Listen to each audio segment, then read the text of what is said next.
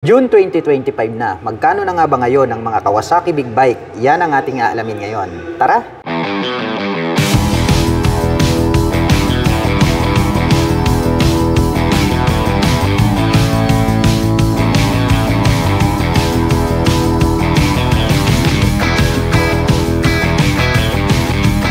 Vulcan Custom 900. Napakalupit at napakabangis talaga nitong cruiser bike na to dahil kahit saan angulo mo tignan ay talagang napakapogi ng kanyang dating. Mayroon po itong rounded shape na headlight, bulb type po yung kanyang ginagamit para po sa kanyang high beam and low beam. At bilugan naman po ito pong kanyang mga bulb type na turn signals. At ito po ay gumagamit ng traditional telescopic fork na glossy black color. Habang equipped naman po ito ng monoshock absorber dito sa likuran. At napakaporma po nito pong kanyang kalesa type na cast wheel. At ito po pala ay gumagamit ng single rotor disc brake with 2-pot caliper dito sa harapan. Habang naka-single disc brake with 2-pot caliper dito sa likuran. At mayroon po itong 20 liters na fuel tank capacity. Ang astig din po ng dating nito pong kanyang naked handlebar. At may sukat po na 80 by 90-21 dito sa harapan. Habang mayroon naman pong sukat na 180 by 70-15 dito sa likuran. Ang lapad po at ang forma ng pagkakadisenyo nito pong kanyang upuan. Combination naman po ng black at gray, ito pong kanyang seat cover. At ang kanya naman pong mga button selectors, mayroon po itong passing light, turn signal selectors at ang kanyang horn. Habang dito naman po sa kabila, mayroon po itong engine kill switch at ang kanyang electric starter. At nandirito po pala located dito po sa kanyang fuel tank. Ito pong kanyang meter panel display at ito po ay combination ng analog at digital. At ito po ay mayroong 5-speed manual transmission. Napakaastig po ng dating nito pong kanyang dual pipe at mayroon naman po itong dual exhaust. At ito po pala ay gumagamit ng belt drive. Diecast po ito pong kanyang foot brake at mayroon naman pong rubber cover on top, ito pong ating pillion step para sa ating rider at back rider. At naka-liquid cooled po ang kanyang cooling system. Oblong shape po ito pong kanyang taillight at rounded shape naman po ito pong kanyang mga turn signals. At ang presyo po ng Kawasaki Vulcan 900 Custom ay nagkakahalaga po ito ng 679,500 pesos. At kung gusto mo naman pong kumuha ng hulugan ay kailangan mo pong mag-down payment ng 246,183 pesos. At mayroon naman po itong 19,823 pesos sa loob po yan ng 3 taon. Ito po ang Kawasaki Ninja ZX4RR 2025 version na po ito. Grabe, napakabangis po nito pong kanyang headlight design. Mayroon naman po itong clear na windshield at dito po nakaposisyon sa bandang harapan ito pong kanyang mga side mirrors.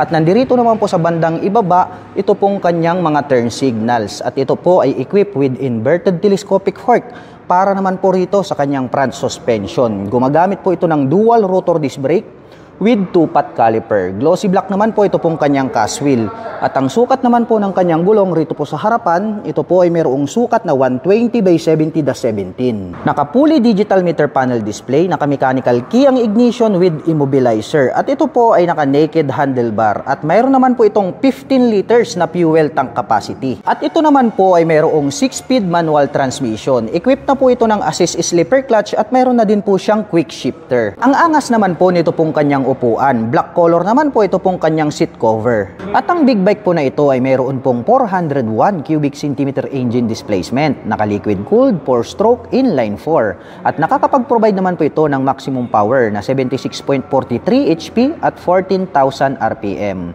Habang nakakapagbigay naman po ito ng maximum torque na 39.6 Nm at 13,200 RPM. Triangle shape naman po ito pong kanyang taillight at naka-pop up naman po ito pong kanyang mga LED na turn signals. At ito po pala ay gumagamit ng single rotor disc brake with single pot caliper. Glossy black naman po ito pong kanyang cast wheel. At ang sukat naman po ng kanyang gulong rito po sa likuran, ito po ay mayroong sukat na 160 by 60-17. At mayroon naman po itong single exhaust na stainless steel. At ito po ay equipped with monoshock absorber para naman po rito sa kanyang rear suspension. At ang kagandahan po nito, ito po ay adjustable. At ang presyo naman po ng Kawasaki Ninja ZX4RR 2025 version ay nagkakahalaga po ito ng 502,500 pesos. At kung balak mo naman pong kumuha ng hulugan, ay kailangan mo lang pong mag-down payment ng 185,649 pesos. Ito po ang Kawasaki Z500 SE 2025 version. Mayroon po itong napakalupit na headlight design. Mayroon naman po itong glossy black na visor. Dito naman po located sa bandang itaas, ito pong kanyang mga LED na turn signals. At ito po pala ay equipped with traditional telescopic fork para po dito sa kanyang front suspension. At ito po ay gumagamit ng single rotor disc brake with 2-pot caliper na Nissin brand. At green color naman po ito pong kanyang cast wheel. At may sukat naman po ang kanyang gulong rito sa harapan na 110 by 70-17. Naka-fully digital meter panel display, naka-mechanical key ang ignition at ito po ay naka-naked handlebar. At meron naman po itong 14 liters na fuel tank capacity. Sporty looks naman po ang dating nito pong kanyang upuan. Black color naman po ito pong kanyang seat cover. At meron naman po itong 6-speed manual transmission with assist and slipper clutch. At ang big bike naman po na ito ay mayroon pong 451 cubic centimeter engine displacement to be exact. Naka 4-stroke parallel twin liquid cooled fuel injected engine. At nakakapag-provide naman po ito ng maximum power na 51.3 HP at 10,000 RPM. Habang nakakapagbigay naman po ito ng maximum torque na 42.6 Nm at 7,500 RPM. Pahaba naman po ang hugis nito pong kanyang taillight at nakapop up naman po ito pong kanyang mga turn signals. At ito po ay gumagamit ng single rotor disc brake with 2-pot caliper na Nissin brand. At green color naman po ito pong kanyang cast wheel. At ang sukat naman po ng kanyang gulong rito sa likuran, ito po ay mayroong sukat na 150 by 60-17. Meron po itong single exhaust at naka monoshock absorber naman po ang kanyang rear suspension. At ang presyo naman po ng Kawasaki Z500 SE 2025 version ay nagkakahalaga po ito ng 359,100 pesos. At kung balak mo naman pong kumuha ng hulugan ay kailangan mo lang pong mag-down payment ng 134,176 pesos. Ito po ang Kawasaki Ninja ZX6R 2025 version. Mayroon po itong napakabangis na headlight design. Matutulis naman po ito pong kanyang front face cover at mayroon naman po itong clear na windshield. At dito naman po located itong kanyang mga side mirror sa bandang harapan dahil nga ito po ay isang sports racing bike. At dito naman po sa bandang ibaba, dito po located itong kanyang turn signals. At gumagamit naman po ito ng inverted telescopic fork para po dito sa kanyang front suspension. Showa brand po iyan. At mayroon naman po itong dual rotor disc brake with 2-pot caliper na Nissin brand. Glossy black naman po ito pong kanyang cast wheel. At ang sukat naman po ng kanyang gulong rito sa harapan ay meron po itong sukat na 120 by 70-17. Naka-fully digital meter panel display, naka-mechanical key ang ignition with immobilizer. At adjustable po pala ito pong kanyang front suspension na Showa brand. At ito naman po ay naka-naked handlebar. At mayroon naman po itong 17 liters na fuel tank capacity. At mayroon naman po itong 6-speed manual transmission with assist and slipper clutch at mayroon na rin po itong quick shifter. Ang ganda rin po nito pong kanyang upuan. Black color naman po ito pong kanyang seat cover. At ang big bike po na ito ay mayroon pong 636 cubic centimeter engine displacement. Naka 4-stroke, inline 4, dual overhead cam, liquid cooled. At nakakapag-provide naman po ito ng maximum power na 122.3 HP at 13,000 RPM. Habang nakakapagbigay naman po ito ng maximum torque na 68 Nm at 11,000 RPM. Triangle shape naman po ito pong kanyang taillight. Naka-pop up naman po ito pong kanyang mga LED na turn signals. At ito po ay equipped with single rotor disc brake with single pot caliper na Nissin brand. Glossy black naman po ang kulay nito pong kanyang cast wheel. At ang size naman po ng kanyang gulong rito po sa likuran, ito po ay may sukat na 180 by 55-17. At mayroon naman po itong single exhaust. At pagdating naman po rito po sa kanyang rear suspension, ito po ay gumagamit ng monoshock absorber with canister at yan po ay adjustable. Diecast naman po na napakatik ito pong kanyang swing arm. At ang presyo po ng Kawasaki Ninja ZX6R 2025 version ay nagkakahalaga po ito ng 710,500 pesos. At kung balak mo naman pong kumuha ng hulugan ay kailangan mo lang pong mag-down payment ng 260,310 pesos. Ito po ang pinakabagong Kawasaki Z1000R 2025 version. Napakabangis po pala nito pong kanyang headlight design dahil gumagamit po ito ng 4 na projector lights para po dito sa kanyang high beam and low beam. Naka-pop up naman po ito pong kanyang mga LED na turn signals at mayroon naman po siyang little visor dito sa bandang itaas. At ito po pala ay equipped with inverted telescopic fork para po dito sa kanyang front suspension. Showa brand naman po yan at equipped na rin po pala ito ng anti-lock braking system.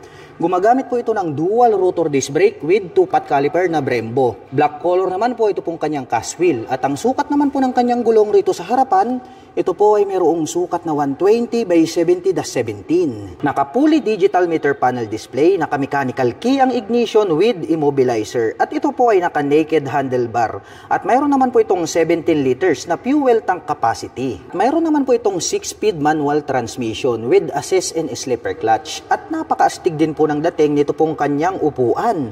Black color naman po itong kanyang seat cover. At mayroon naman po siyang belt dito sa gitna. At ang big bike po na ito ay mayroon pong 1,043 cubic centimeter engine displacement to be exact, naka-liquid cooled, inline 4-cylinder fuel injected. At nakakapag-provide naman po ito ng maximum power na 142 HP at 10,000 RPM. Habang nakakapagbigay naman po ito ng maximum torque na 111 Nm at 7,300 RPM. Attractive po ang pagkakadesign nitong kanyang taillight. Naka-pop up naman po ito pong kanyang mga LED na turn signals. At ito po ay equipped with single rotor disc brake. Black color naman po ito pong kanyang cast wheel. At ang sukat naman po nito pong kanyang gulong rito sa likuran, ito po ay mayroong sukat na 190 by 50-17. At mayroon naman po itong dual exhaust dito sa kanan. Mayroon din po itong dual exhaust dito sa kaliwa. At gumagamit naman po ito ng monoshock absorber para po dito sa kanyang rear suspension. At ang presyo po ng Kawasaki Z1000R ay nagkakahalaga po ito ng 725,500 pesos. At kung balak mo naman pong kumuha ng hulugan ay kailangan mo lang pong mag-down payment ng 266,951 pesos. Ito po ang pinakabagong Kawasaki KLR 650. Isa po itong adventure touring bike. 2025 version po ito. Napakaangas po nito pong kanyang headlight design. Bilugan naman po ito pong kanyang mga turn signals na located dito sa bandang itaas. At mayroon daw po itong clear na windshield. Hindi nga lang po naka-installed sa ngayon. At ang kagandahan niyan, mayroon na rin po pala itong integrated na Kawasaki lights straight out from casa. At napakahaba naman po nito pong kanyang front fender. At ito po pala ay equipped na po ng anti-lock braking system. Gumagamit naman po ito ng traditional telescopic fork black color para po dito sa kanyang front suspension. Meron po siya ritong rubber boots. At equipped naman po ito ng single rotor disc brake with 2-pot caliper. At ito po ay naka-spokes rim set. Ito pong kanyang rim is black color. At ang sukat naman po ng kanyang gulong rito po sa harapan ay may sukat na 90 by 90-21. At ito po ay naka-dual purpose pattern tires dahil nga po ito ay isang adventure touring bike. Naka-fully digital meter panel display, naka-mechanical key ang ignition at ito po ay naka-naked handlebar. At bukod dyan, ang kagandahan po nito ay meron na po siyang USB power outlet dito sa kanan at mayroon naman po siyang USB charging port dito po sa kaliwa. At mayroon naman po itong 6.1 gallon na fuel tank capacity. Mayroon po itong 5-speed manual transmission at ang lapad po pala nitong kanyang upuan, matte black color naman po ang kanyang seat cover. At mayroon na rin po pala itong engine guard at crash guard. At mayroon na din po itong hand guard. At ang kagandahan po nito pong kanilang pinakabagong Kawasaki KLR 650 2025 model ay naka-fully set up na po pala ito dahil mayroon na po siyang built-in na side box. Kawasaki po yan, combination po ng black at silver color. At mayroon na din po siyang built-in na rear carrier. Top box na lang po ang kulang. At ang adventure bike po na ito ay mayroon pong 652 cubic centimeter engine displacement. Naka 4-stroke single cylinder dual overhead cam. May bore and stroke na 100 by 83 mm at mayroon naman po itong compression ratio na 9.8 by 1. At pagdating naman po sa kanyang maximum torque at maximum power ay wala pa po tayong full detailed information dahil nga po bagong-bago pa lamang po ito pong adventure bike na ito. At ang seat height po ng motor na ito ay may taas na 34.3 inches, may ground clearance na 8.3 inches, at mayroon naman po itong bigat na may kabuuang 487.1 lb. Box type naman po ito pong kanyang taillight. Bilugan naman po ito pong kanyang mga turn signals. At mayroon naman po itong single exhaust. Gumagamit po ito ng single rotor disc brake with 2-pot caliper, naka-spokes and rim set, at ito po ay naka-dual purpose pattern tires. At ang sukat naman po ng kanyang gulong rito sa likuran, ito po ay mayroong sukat na 130 by 80-17. At gumagamit naman po ito ng monoshock absorber para po dito sa kanyang rear suspension. At ang presyo po ng pinakabagong Kawasaki KLR R650 2025 version ay nagkakahalaga po ito ng 453,400 pesos. At kung balak mo naman pong kumuha ng hulugan, ay kailangan mo lang pong mag-down payment ng 168,025 pesos. Ito po ang Kawasaki ZH2 top of the line sports naked bike. Napakabangis po pala nito pong kanyang headlight design. Matulis po ito pong kanyang front face cover na parang nagkaroon ng pangil dito sa bandang harapan. Mayroon naman pong Kawasaki logo dito sa bandang gitna at mayroon naman po itong maliit na visor. At dito naman po located dito pong kanyang mga turn signals na LED. At ito po pala ay equipped with inverted telescopic fork para po rito sa kanyang front suspension. At ito po ay equipped with ABS or anti-lock braking system. Gumagamit po ito ng dual rotor disc brake with 2-pot caliper na Brembo. At glossy black naman po ang kulay nito pong kanyang cast wheel. At ang size naman po ng kanyang gulong rito po sa harapan, ito po ay mayroong sukat na 120 by 70-17. Naka-fully digital meter panel display, naka-mechanical key ang ignition, equipped na po yan ng immobilizer. At mayroon naman po itong 19 liters na fuel tank capacity. At bukod dyan, ang kagandahan po nito ay mayroon na po siyang cruise control. At ito po ay naka-naked handlebar. At mayroon naman po itong 6-speed manual transmission. Equipped na rin po ito ng assist and slipper clutch at mayroon na rin po siyang quick shifter. Ang astig din po nito pong kanyang upuan. Black color naman po ito pong kanyang seat cover. At mayroon naman po siyang belt dito sa gitna. At ang Kawasaki ZH2 ay mayroon pong 998 cubic centimeter engine displacement. Naka 4-stroke, inline 4, dual overhead cam, liquid cooled. At nakakapag-provide naman po ito ng maximum power na 200 HP at 11,000 RPM.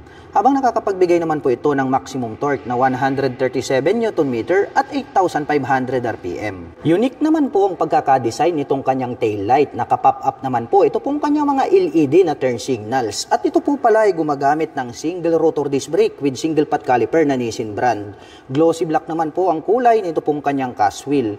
At ang sukat naman po ng kanyang gulong rito po sa likuran, ito po ay mayroong sukat na 190 by 55-17. At mayroon naman po itong mapormang exhaust pipe at gumagamit po pala ito ng monoshock absorber para po dito sa kanyang rear suspension at ito po ay adjustable. At ang presyo naman po ng Kawasaki ZH2 ay nagkakahalaga po ito ng 923,500 pesos.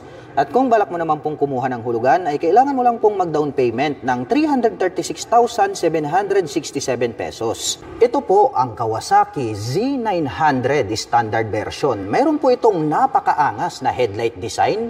Dito naman po sa bandang itaas located, ito pong kanyang mga LED na turn signals. Mayroon din po itong maliit na visor at mayroon po pala itong split na daytime running light dito sa magkabila. At ito po ay equipped with inverted telescopic fork para po dito sa kanyang front suspension. At ito po ay gumagamit ng dual rotor disc brake na naka-flower design with 2-pot caliper na Nissin brand. At glossy black naman po ito pong kanyang cast wheel. At ang sukat naman po ng kanyang gulong rito po sa harapan, ito po ay mayroong sukat na 120 by 70-17. Naka-fully digital meter panel display, naka-mechanical key ang ignition with immobilizer. At ito po ay naka-naked handlebar. At mayroon naman po itong 17 liters na fuel tank capacity. Napaka-porma din po nito pong kanyang upuan. Matte black color naman po ito pong kanyang seat cover. At mayroon naman po itong 6-speed manual transmission with assist and slipper clutch. At ang motor po na ito ay mayroon pong 948 cubic centimeter engine displacement. Naka-liquid cooled, inline 4-cylinder dual overhead cam fuel injection. At nakakapag-provide naman po ito ng maximum power na 123.64 HP at 9,500 RPM. Habang nakakapagbigay naman po ito ng maximum torque na 98.6 Nm at 7,700 RPM. Unique din po ang pagkakadesign nito pong kanyang taillight at dito naman po located itong kanyang mga turn signals. At ito po pala ay equipped with single rotor disc brake na flower design with single pot caliper na Nissin brand. At ito pong kanyang cast wheel is glossy black color. At ang sukat naman po ng kanyang gulong rito sa likuran, ito po ay mayroong 180 by 55-17. At mayroon naman po itong single exhaust at gumagamit naman po ito ng monoshock absorber para po dito sa kanyang rear suspension. At ang kagandahan po niyan, ito po ay adjustable. At ang presyo naman po ng Kawasaki Z900 standard version ay nagkakahalaga po ito ng 570,000 pesos. At kung balak mo naman pong kumuha ng hulugan, ay kailangan mo lang pong mag-down payment ng 209,519 pesos. Ito po ang Kawasaki Z650RS. Napakaburusko po ng classic big bike na ito. Mayroon naman po itong rounded shape na headlight design. Naka-pop up naman po ito pong kanyang mga turn signals at LED na po lahat ng kanyang ginagamit para po sa kanyang lighting system. At equipped naman po ito ng traditional telescopic fork para po dito sa kanyang front suspension. At mayroon naman po itong dual rotor disc brake with 2-pot caliper na Nissin brand. Glossy black naman po ang kulay dito pong kanyang cast wheel. At ang size naman po ng kanyang gulong rito po sa harapan, ito po ay mayroong sukat na 120 by 70/17. Combination po pala ng digital at analog ito pong kanyang meter panel display. Naka-mechanical key ang ignition at ito po ay naka-naked handlebar. At mayroon naman po itong 12 liters na fuel tank capacity. Mayroon naman po itong 6-speed manual transmission at retro style naman po ito pong kanyang upuan. Combination po pala ito ng gray at black. Ito pong kanyang seat cover. At ang classic big bike po na ito ay mayroon pong 649 cubic centimeter engine displacement. Naka 4-stroke, 2-cylinder, dual overhead cam, liquid cooled. At nakakapag-provide naman po ito ng maximum power na 67 HP at 8,000 RPM. Habang nakakapagbigay naman po ito ng maximum torque na 65 Nm at 6,700 RPM. Bilugan naman po ito pong kanyang tail light at nakapop up naman po ito pong kanyang mga turn signals, LED na po yan. At ito po ay gumagamit ng single rotor disc brake with single pot caliper na Nissin brand. Glossy black naman po ang kulay nito pong kanyang cast wheel. At ang sukat naman po ng kanyang gulong rito po sa likuran, ito po ay mayroong sukat na 160 by 60/17. At mayroon naman po itong single exhaust na stainless steel. Gumagamit po pala ito ng monoshock absorber na adjustable para po dito sa kanyang rear suspension. At ito pong kanyang swing arm is die-cast po siya na matte black color. At ang presyo po ng Kawasaki Z650RS ay nagkakahalaga po ito ng 469,500 pesos. At kung balak mo naman pong kumuha ng hulugan ay kailangan mo lang pong mag-down payment ng 175,060 pesos. Ito po ang pinakabagong Kawasaki Versys 650 2025 version na po ito. Napakabangis po pala talaga nito pong kanyang headlight design. Nagkaroon pa pala siya rito ng windlet at mga pangil. Kaya talagang mas malupit yung kanyang dating. Nakapop up naman po ito pong kanyang mga turn signals. LED na po lahat ng kanyang ginagamit para po dito sa kanyang lighting system. Gumagamit naman po ito ng inverted telescopic fork. Naka-dual rotor disc brake dito sa harapan. Along with 2-pot caliper na Nissin brand. At ito po ay naka-cast wheel na black color. At ang sukat naman po ng kanyang gulong rito po sa harapan, ito po ay mayroong sukat na 120 by 70/17. Naka-fully digital meter panel display. Meron po itong 2-button selector dito sa bandang ibaba. At gumagamit naman po ito ng mechanical key dito po sa kanyang ignition. At ito po ay naka-naked handlebar. Mapunta naman po tayo rito sa kanyang mga button selectors. Meron po tayo ritong passing light, high beam and low beam, turn signal selector, horn at ang kanyang hazard. At meron pa tayo ritong additional na button selector. Habang dito naman po sa kabila, meron po tayo ritong engine kill switch at electric starter. At ito naman pong kanyang mga brake levers is chrome color at ang kagandahan po niyan, ito po ay adjustable. At ito pong kanyang fuel tank is napaka-flawless ng kanyang dating, glossy black color. At ito naman po ay mayroong fuel tank capacity na 21 liters. Dito naman po sa kanyang side profile, may makikita po tayo rito na Kawasaki Versys in green color na decal. Hanggang dito sa ibaba, may nakalagay naman po rito na 650. And then green at saka gray color na decals. Habang dito naman po sa kanyang engine is matte black color naman po. Ito pong kanyang engine cover. At makikita natin na nagkaroon po siya dito ng additional na extension cover na black color. Speaking of engine mga ka-LM, ito po palang Kawasaki Versys ay meron po itong 649 cubic centimeter engine displacement. Naka-parallel twin, dual overhead cam, 4-stroke with 4 valve per cylinder. At nakakapag-provide naman po ito ng maximum power na 69.3 HP at 8,500 RPM. habang nakakapagbigay naman po ito ng maximum torque na 61 Nm at 7,000 RPM. At mayroon naman po itong 6-speed manual transmission at ito pong kanyang pillion step sa ating rider at sa ating back rider ay meron po siyang rubber cover on top. Mayroon po itong side stand ngunit wala po itong center stand. At ito naman pong kanyang body frame is black color. Makikita natin na talagang matibay yung pagkakayari nito pong kanyang body frame. Dito naman po sa bandang gilid may makikita tayo rito na susian na kung saan ay mabubuksan po ito pong ating upper part ng upuan. At dito mayroong maliit siguro na storage na kung saan ay pwede nating paglagyan ng mga papers. Ito naman pong kanyang integrated na grab bar is matte black color. Very sturdy kaya masasabi natin na matibay. At ito naman pong kanyang upuan is matte black color po siya. Anti-slip kaya hindi ka dudulas. Medyo mas mataas po ito pong upper part ng upuan ng ating back rider. So talagang mababa rin yung kanyang seat height or yung kanyang seat position. Dahil nga po nagpa-U-shape po siya. Kaya kayang-kaya po itong i-manage ng mga 5'3" and above. Dumako naman po tayo rito sa bandang likuran. Silipin natin ito pong kanyang taillight. Wow! Very aggressive din no, yung pagkakadesign itong kanyang taillight. LED na po yan at nakapop up naman po ito pong kanyang mga turn signals. At ito pong naka-emboss na to pag ating sinilip, mayroon na rin po siyang plate light. At ito pong kanyang rear fender, ang kanyang nagsisilbing plate holder. May added light reflector dito po sa bandang ibaba. Mapunta naman po tayo rito sa kanyang rear braking system.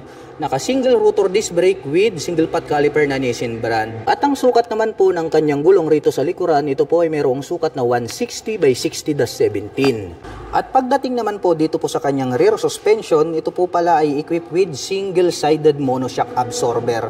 Yung coil spring na ginamit is glossy black at makikita natin na mayroon ata ritong canister. So ibig sabihin ito po ay adjustable. At ito pong kanyang exhaust pipe, grabe no, almost hide, talagang napaka-porma nito pong kanyang exhaust pipe. Stainless steel po yan at mayroon po itong single exhaust. At matte black color naman po ito pong kanyang die-cast na swing arm. At ang presyo po ng pinakabagong Kawasaki Versys 650 2025 version ay nagkakahalaga po ito ng 512,500 pesos. At kung balak mo naman pong kumuha ng hulugan ay kailangan mo lang pong mag-down payment dito ng 189,239 pesos. At mayroon naman po itong 15,173 pesos sa loob po yan ng 3 taon.